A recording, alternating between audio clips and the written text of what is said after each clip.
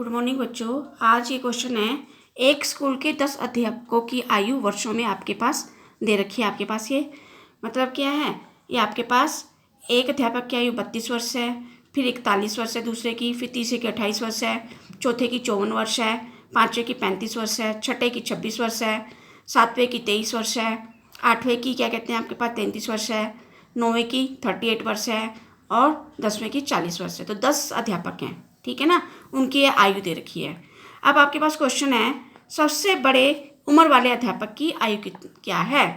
तो आपके पास ये आयु दे रखी ना वर्षों में, तो सबसे बड़ा अंक कौन सा है आपके पास, यहाँ पे देखिए कौन सा, ये 54 है। सबसे बड़ा अंक क्या है आपके पास, 54 है। तो सबसे बड़े उम्र वाले अध्यापक की आयु क्या है आपके पास, 54 वर्ष। तो इसका आंसर क्या आ जाएगा, 54 वर्ष, ठीक है। फिर सबसे छोटे उम्र वाले अध्यापक की आयु क्या है, तो सबसे छोटी उम्र वाला अध्यापक कौन सा है, यहाँ पे देखिए किसकी उम्र सबसे कम है, यहाँ पे देखिए 23, ठीक है, कितनी है 23। तो लिख देंगे आपके पास सबसे छोटे उम्र वाले अध्यापक की वर्ष आयु कितनी होगी, 23 वर्ष आएगी, ठीक है।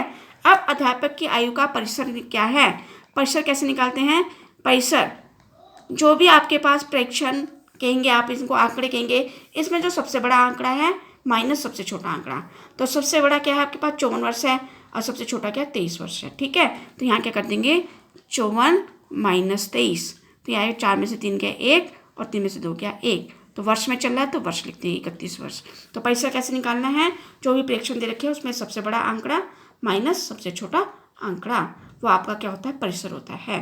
अब अध्यापकों की माध्य आयु क्या है, माध्य आयु निकालने के लिए मैंने फार्मूला बता रखा है, क्या है भाई, सभी प्रेक्षणों का योग, सभी प्रेक्षणों का योग बटा प्रेक्षणों की कुल संख्या, प्रेक्षणों की कुल संख्या, कुल संख्या, ठीक है।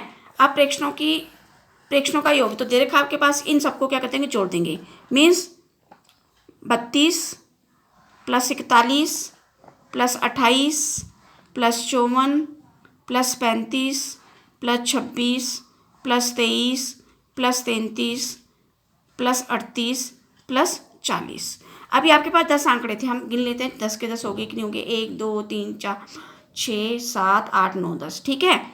तो कुल कितने प्रेक्षण है आपके पास, 10, तो बटा 10 आ गया। अब इनको जोड़ लेंगे, तो 8 3 11 3 14 6 20 5 25 4 29 8 37 1 38 2 40, 40 की 0, हासिल 4 4 4 8 3 11 3 14 2 16 2 18 3 21 5 26 2 28 4 32 और 3 35, तो 350 बटा कितना आ गया, 10 आ गया, ठीक है। तो 1 0 से 1 0 कैंसिल होगी, तो ये आपके पास क्या गया, 35 वर्ष आ गया।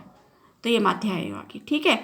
अब एक क्वेश्चन ये आपके पास है, विद्यार्थियों द्वारा प्राप्त किए गए अंकों को सारणीबद्ध रूप में संगठित कीजिए। आपके पास ये आंकड़े दे रखे हैं 4 6 7 5 3 5, ये देखा 4 5 2, ये आंकड़े दे रखे हैं। अब सारणीबद्ध रूप में क्या करना है, या तो इनको आरोही क्रम में लिखना है या इनको अवरोही क्रम में लिखना है, ठीक है।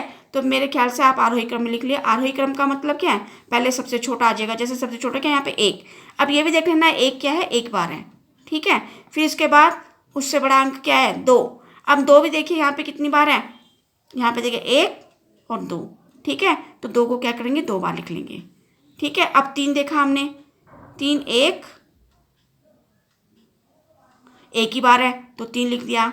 अब 4 1 2 आपके पास 3 बार, तो 4 को क्या करना है, 3 बार लिखना है, ठीक है।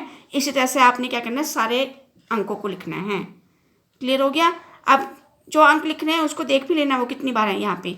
फिर इसको चेक करने का तरीका क्या है, आपने इन आंकड़ों को भी गिन लेना है और जो आपने सारणीबद्ध किया उनको भी आप गिन लेंगे, तो दोनों क्या होना चाहिए, बराबर संख्या में होने चाहिए, ठीक है। ऊपर नीचे हो रहा है तो इसका मतलब आपने कहीं ना कहीं गलती की है, उसको दोबारा चेक कीजिए।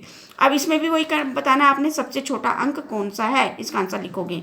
मैंने ये लाइनें छोड़ के आपने पहले प्रश्न लिखना, फिर उसका उत्तर लिखना। सबसे छोटा अंक कौन सा वो लिखेंगे, फिर सबसे बड़ा अंक कौन सा है वो लिखेंगे, फिर आंकड़ों का परिसर उसी तरह से निकालेंगे। सबसे बड़ा अंक जो आया है माइनस सबसे छोटा अंक, उसको घटा के लिख देंगे। फिर अंकगणितीय माध्य ज्ञात कीजिए, उसी तरह से आपने क्या करना है, माध्य ज्ञात करना है। सभी प्रेक्षणों का योग बटा प्रेक्षणों की कुल संख्या। Thank you.